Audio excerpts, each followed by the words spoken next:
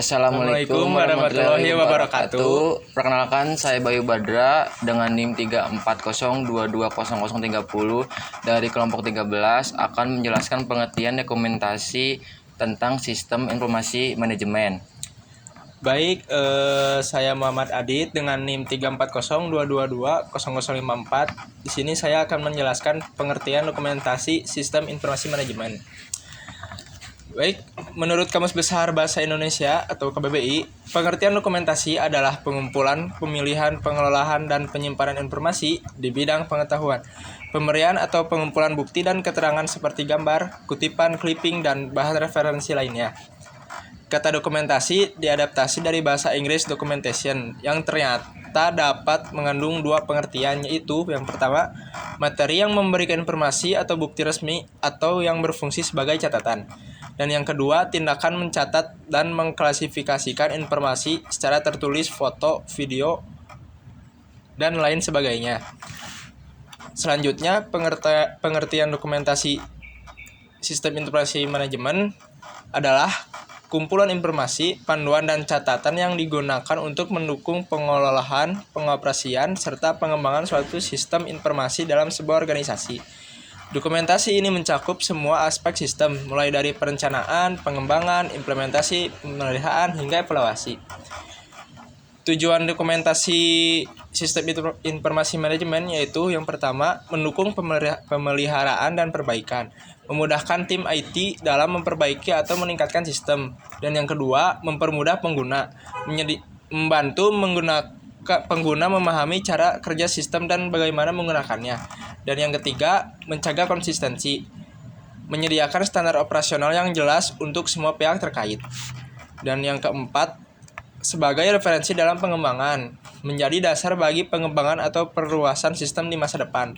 Dan yang terakhir, mematikan kepatuhan, memastikan sistem sesuai dengan regulasi dan kebijakan yang berlaku. Baik, manfaat dokumentasi SIM yang pertama, mempercepat proses pelatihan bagi pengguna baru, dan kedua, memudahkan troubleshooting jika terjadi masalah, meningkatkan efisiensi dan efektivitas operasional, mengurangi risiko kehilangan informasi penting, dan juga memastikan kelangsungan bisnis jika ada pergantian personal. Dokumentasi meliputi yaitu terbagi menjadi 4. Yang pertama, bentuk naratif atau uraian tertulis. Yang kedua, bagian alir. Dan ketiga, diagram dan media tertulis lainnya yang menjelaskan bagaimana sebuah sistem bekerja. Alat pendokumentasian sistem yang pertama ada diagram arus data atau data flow diagram. Adalah diagram yang digunakan untuk menggambarkan arus data. Dan kedua, bagan air dokumen untuk menggambarkan dokumen dan sistem informasi. Yang ketiga, bagan alir sistem komputer untuk menggambarkan hubungan input, proses, dan output. 4. Bagian alir program digunakan menggambarkan untuk kerja program komputer. Saya akan melanjutkan materi selanjutnya. Perkenalkan, saya Atsal Naufal dengan NIM 34022200009. Kali ini saya akan menjelaskan materi jenis-jenis dokumentasi. Dokumentasi bisa digolongkan menjadi 6 jenis. Jenis-jenis dokumentasi tersebut adalah dokumentasi berdasarkan aktivitasnya. Berdasarkan aktivitasnya, jenis-jenis dokumentasi masih dibagi lagi menjadi 3 bagian, yaitu 1. Dokumentasi pribadi, yaitu dokumentasi yang mengait kebutuhan individual. Contohnya, akta kelahiran, KTP, SIM, ijazah, dan NPWP. 2. Dokumentasi niaga, yaitu dokumentasi yang berhubungan dengan perniagaan, jual beli, contohnya cek, nota, dan kwitansi. 3. Dokumentasi pemerintah, yaitu dokumentasi yang mengandung tentang informasi politik suatu pemerintah, contohnya undang-undang dan peraturan pemerintah. Selanjutnya ada dokumentasi berdasarkan bentuk fisiknya. Berdasarkan bentuk fisiknya, jenis dokumentasi ini digolongkan menjadi 3 bagian antara lain 1. Dokumentasi literer, yaitu dokumen yang terdapat karena dicetak, ditulis, divisualisasikan, maupun direkam. 2. Dokumentasi korporil, yaitu dokumentasi sebagai benda bersejarah. Umumnya dokumentasi tersebut disimpan atau dikumpulkan dan benda-benda peninggalan zaman dulu, fosil zaman bersejarah, dan peninggalan zaman dulu. 3. Dokumen privat, yang merupakan dokumen dalam bentuk surat atau berkas dan umumnya disimpan dengan sistem dokumentasi. Contohnya surat niaga, surat dinas, dan laporan. Baik, selanjutnya ada dokumentasi berdasarkan fungsinya. Berdasarkan fungsinya, jenis dokumentasi adalah 1. Dokumen dinamis, yaitu dokumen yang dipakai secara terbuka dalam prosedur penanggulangan pekerjaan kantor. 2. Dokumentasi statis, yaitu dokumen yang tidak dipakai secara terbuka dalam pekerjaan kantor. Selanjutnya ada dokumentasi berdasarkan sifatnya. Jenis-jenis dokumentasi bila digolongkan berdasarkan sifatnya yakni 1. Dokumen tekstual, yaitu dokumen yang menyimpan informasi dalam bentuk tertulis, contohnya majalah, buku, katalog, dan surat kabar. 2. Dokumen non-tekstual, yaitu dokumen yang menyimpan beberapa teks, contohnya peta, grafik, gambar, dan rekaman. Selanjutnya ada dokumentasi berdasarkan jenisnya.